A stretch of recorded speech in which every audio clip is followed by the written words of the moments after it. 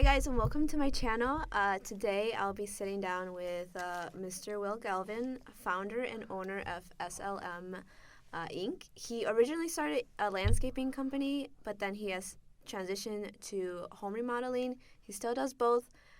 Will and I knew each other from middle school and high school, and him being in the contracting business and me being in the interior design business, we decided to team up. And last year it was like the first year we started working together. So we're going to start this kind of podcast series to let you guys in on the contracting side of interior design and the interior design side. So we're just going to start with some basic questions so you guys can learn about him and his business and then me. We'll just start with your business. Well, thank you for today, for this podcast, inviting me. First interior design. Yeah. Shoot it. Go ahead. All right. How did you start your contracting business? Okay. So, how it actually started off at a very young age. Yeah. My father owned his own landscaping company, and I learned the trade for about 6 years. Yeah. So, I decided to take it upon myself. I wanted to be a business owner and be my own boss and get away from the corporate world. Yeah. So I wanted to start my business and to teach my daughter that you can do anything you set your mind to, and with a lot of dedication. So I learned the landscaping trade, which is the maintenance, pruning, trimming, cutting some lawns, and then I put my mind into moving into bigger projects, the hardscape, outdoor living. Pizza oven, that outdoor kitchen, that gazebo, pergola, so definitely it eventually transformed into carpentry. So would you say you went to school for contracting or you just kind of learned on the jobs? So I did not go to school for contracting. I honestly took the risk and I taught myself and I observed other contractors. End of the years of all of this, I met a lot of people, other business owners, and I kind of asked them, hey, can you teach me? Or, hey, what are your thoughts on? And some did and some did not, and then that's okay. So generally, practice makes perfect, and there were times that I failed, but I ended up still pushing myself to keep going. Are you a licensed contractor? Yes, I am a licensed contractor. So we do anything from excavating to, outdoor living and interior designing. So. Okay. How do you become licensed? Is there like a test you have to take? There is some credentials and some tests, and generally, filling out the paperwork, and once the paperwork is being processed, then they'll come back and agree. Okay. And if there's some information or additional paperwork that they require, then, at a later date, you go upon doing a little bit more research or get in a class or two and then come back and submit that. Oh, okay. That's really interesting. All right. So we're going to kind of touch up on like how you start your process when starting a project. So when you start like a home renovation project, how do you go about creating your quotes and your process?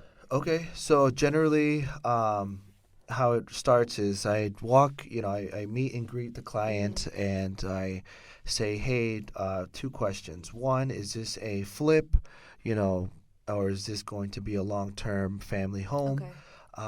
And if, I'll give you the answers of both. If it's a complete flip, generally we'll go in there and spruce the property up where we'll put some color on the walls, put a backsplash in, do little cosmetics here and there.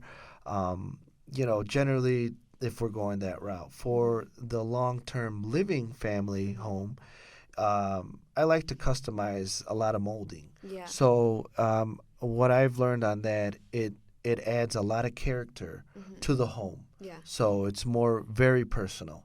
At the end of the day, for them to put a smile on their face, it really touches me Yeah. and everyone around me. So how I calculate as far as the scope of work in that job is labor, material, supplies, waste management, and fuel costs, because we are a service. So generally, it's a very aggressive business. So I add all those bullet points, and I take in the time of how long it generally takes us. For example, my carpentry, and any time that I do any custom, Yeah. I give myself a window between 3 to 7 days, Okay. generally, because if something comes up, Yeah. or You just never know. yeah, you just never know. And afterwards, then within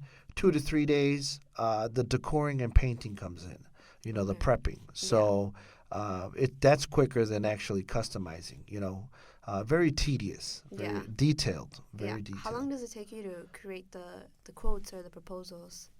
Generally takes within 2 days. Okay. If there's something that I have not, built, Mm-hmm. then I generally say, hey, I need another day, Yeah. and I do a little bit more research, and within the three day period Mm-hmm. at most. Okay. So I'm constantly working. If Yeah. it's not in the field, I'm in the office like yourself. So as you know, Yeah. we both have Yeah. similarities. So it's aggressive. Yeah. Because like some days you're in the field, some days you're behind the computer, like creating proposals and writing the numbers. Yes. What is something that you didn't expect coming into like the contracting industry? The pandemic, with all the labors and the material shortages. Yeah. I I think that surprised everybody. Yeah. So, well, on another note, I would say that surprised me personally was when I went to an event, one of my hardscape events. We're also an authorized contractor for Techo Block. Okay. So that's all the hardscape material that we deal with. He asked if I had done carpentry prior to doing landscaping, because I do a great job. Yeah. And I told him I had taken some architectural classes back in high school, Yeah. which I guess in some way it inspired me to create custom building. Yeah. It's funny how that's where it starts, being inspired. So I really wanted to be an architect, and at the time I could not, but here I am, actually performing and custom building. Yeah. So it's a relief, and I love it. So you realized you wanted to become a contractor, like in high school, or no? You wanted to become an architect. Yes. Okay. Yeah. And then it transitioned to you working in like the mechanic field. Yes. And then from the mechanic field, you transitioned to landscaping. Yes. And then home renovations. Yes. Okay, so it's been a journey. Yeah, it's been a long journey. Yeah. And how long have you been in business for? We're going on about a decade. So my daughter's going to be 12. At the age of 2 is when I started, Isabella, and then now, we're going on a decade. So you got some experience. I just started. Okay. Yeah. So what inspires you to keep going? I believe in myself, most importantly. So, to answer you, number one is going to be my daughter. Yeah. We always, as a father, as a parent, always want to have our kids in a better life, a life that we never had. So, I just keep pushing myself. So, what gets me driven is 24/7 is my daughter, and number two, the clients of their smile. Yeah. Because we impact their lives, like that saying, that the smallest things is what matters. So even if we're not renovating the entire home or the whole entire backyard, we can take it in sections. And even that, having an outcome of a smile and they're very pleased, is satisfying, because we're making a difference. Yeah. And how I also follow up with that are testimonials. I get notifications. We're on the Better Business Bureau, 5 stars, and I am. It's almost like you can't believe, but you need to believe. Mm-hmm. But as an individual like myself and you, Mm-hmm. is when it's the next step. Yeah. And trust me, I've had tons and tons of failures prior to being successful. And where I find myself today, all you need to do is just maintain it, and a lot of dedication.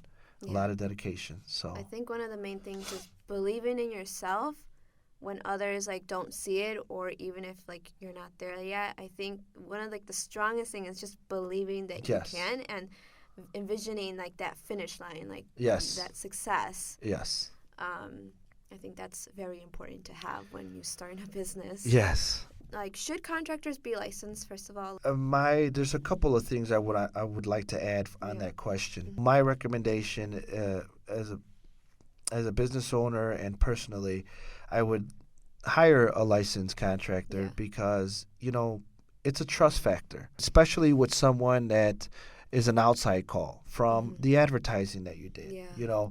It takes time to build that trust. If you have been in business and have established clientele, mind you, I don't have tons and tons of clientele. I simply, for example, I had a volume of 100 clients. Mhm. Now I'm down to 45. Mhm. And they keep me busy and maintain. So my personal opinion to answer that question, I would recommend hiring licensed contractors just to make sure that they do quality work Yeah. and definitely get the job done the right way. Could be somebody's life if you hire the wrong person because the electrical didn't go installed properly how Yeah. it should. That causes a fire. We work in an environment Yeah. that's very hazardous, Yeah. and I would rather pay for someone who knows and knowledgeable than just someone off the street. Take your time. Do a little research on that company, or ask family and friends. A lot of my business has built up upon that. Is referrals. Yeah. Hey, this is the guy. He did that at your home. Wow, Yeah. I want that at my house. Yeah. Do a little background check. Talk to family and friends, or even within your local neighborhood. I know like licensed contractors or contractors who like have produced like great quality work. I know they can be a little expensive, and people Yes. always like to go the cheaper route, Yeah. which I get you're trying to save money, but in the long run, you're going to waste more money because those people that are not licensed may not always produce like the right work or quality work. They may mess something up, Yes. and then you'll figure that out in the long run, like Yes. as a surprise. So I think it's really worth investing in good contractors. People, I know it's tough because it's Yes. expensive, but like just imagine how much money you're going to be spending repairing the same things over again. Yes. Because they didn't do the right work, or you need to have a professional. It's tricky to find good contractors, but I think it's like Will said, just do your research, have patience, because I know a lot of people want things very fast nowadays. Yes. And just make sure like they have a good reputation, because Yes. the quality work will show. Yes. I've dealt with some contractors where Yes. the quality is just not there, Yeah. and it's just because people decide to go the cheaper route. Yeah, I'm with you 100%. It's like I say, quote unquote, was quality is our signature. On my end, we take a little bit more long time, a day or so or a few hours so afterwards in doing the work, but it's done the right way. Yeah. So we don't have to go back. Yeah. Will, have you worked with an interior designer before? No, I have not. You are the very first. Okay. So I know, because I've worked with a lot of contractors before, and I could like just tell the difference whether they're good quality contractors or they're bad. So Okay. I want to say, like, from working with you, like, you pay attention to like the small details. Yes. You make sure the job is done right. I recall one night we were installing a backsplash on my client's Yes. lake house, yeah. and I had told them that it would be done in 2 days, but there was just like some things that like came up, like Yes. we were short on like a material, or Yes. like you were short on manpower. Manpower and unexpected, surprises. Yeah. When we went to demo, I thought to myself, oh, this will be a 2-day scope of work. And once you start demoing Yeah. and realize, it's what we just said, from rushing a job and quality work from a contractor where what we discovered that they had applied the wrong material. And here we are doing it all over again. So we had to entirely wipe everything off and prep, and it took an additional day. But it got done right, and long hours, but it was fun. There's always a solution to every problem. Yeah. I think that day was like the longest day. I think we were finished at like 3 a.m. or 4 a.m. Yeah. The dedication that we Yes. had that day, it was like almost 2 hours away. Yeah, 2 hours in Wisconsin. So Yeah, so 2 hours in bed. Like we were like, we have to get this done. Yes. So do you use like any softwares to figure out how much material you need? So I do it based off of my Excel. Oh, okay. So I just update that there where, if price goes up, fuel goes up, costs, I have to add an additional percentage. So I think that's all the questions I have for you, Will. Okay. We're just going to keep this one like pretty easy and simple just to get people to learn about like your business and how you kind of maneuver things. And I know we're flipping things on the other side, so Will has some questions for me. Did you ever have an experience where you fell behind schedule? And if so, what did you do to make things right? Yeah, definitely. So as like a business owner and the only person doing the designs, there's definitely some times where things can get a little behind schedule. I know there was a time where I was dealing with multiple projects at once and I felt overwhelmed, but I never wanted to let it get to that point where I have to kind of build on my clients' presentations. Like I never want to like say like, hey, your design is actually not ready, because I know that's definitely not a good show to put to them. Like it shows them like, oh, like she's doesn't know how to manage her work. Disappointed, yeah. And one of the biggest thing is to become an interior designer is knowing how to project manage your projects, because you're going to be dealing with multiple projects at once, not just one. Before it gets to like that point, I like to stop myself and reorganize all my tasks, even if that means like putting a timer on my clock to allow myself to work on a project for like maybe 30 minutes. At least I get some work done other than like not working on it at all. And that way I can like spread out my time evenly. So definitely just being aware of like how your tasks are being organized and how you manage your projects. What drives your design decisions, and what are some of your biggest inspirations? So what drives my design decisions is finding out about my client's style, like knowing what makes them happy, how they maneuver around the space, how they want the space to function for them. All those little details about their home life, their personality, really drives my design, because ultimately I want the house to be like custom made for them. I don't want to design a house that's just trendy or for looks. I want it to reflect, themselves, their home, what they love, their family, so stuff like that. And what inspires me, I would say, traveling. Traveling is huge in my books. I know I have like more traveling to do, but I absolutely love learning about different other design styles, like in other states, in other countries. I saw that on your profile. You just were on vacation. Yeah, it wasn't really like a vacation because I was still working. Yeah. I went to go visit my sister in Louisiana, and just learning about the history about like how and why things were designed a certain way is really intriguing. And one thing is to like see inspiration on like Pinterest, Instagram. Yeah, 200%. It's a different thing to like actually experience the design firsthand and walk through the space and understand. And I think it's a different feeling. Yes. So I would say traveling is like huge in my books to find inspiration. Awesome. Which section of your profile or portfolio, I'm sorry, are you proud of, and what does it reflect in you as an interior designer? That's a really good question. So in my website, you guys can see I have done a few projects, and it's really hard to pick one that I really loved because they're all projects that were like really different clients with different needs, different styles. But I want to say the one that kind of challenged me was like the the waxing project, Okay. the commercial. It was my first commercial space, and we were doing like a full gut renovation. It was put on pause, but I think that project really took me out of my comfort box because I'm so used to, doing like Yes. home renovations and Lake houses. yeah. Yeah. And I think like commercial is like a whole different beast, and there's like so many things you have to be aware of. So I think that put me out of my comfort zone, which lead to like one of my proudest projects that I got to acquire. So how do you schedule all your projects? It's from big to small. Mm-hmm. How does that all work out in your field?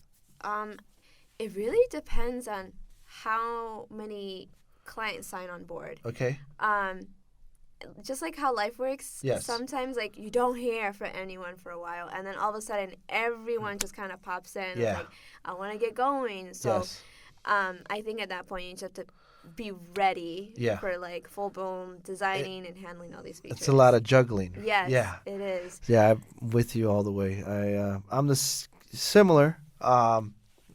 Generally, as the calls come in, my established clientele. Yeah.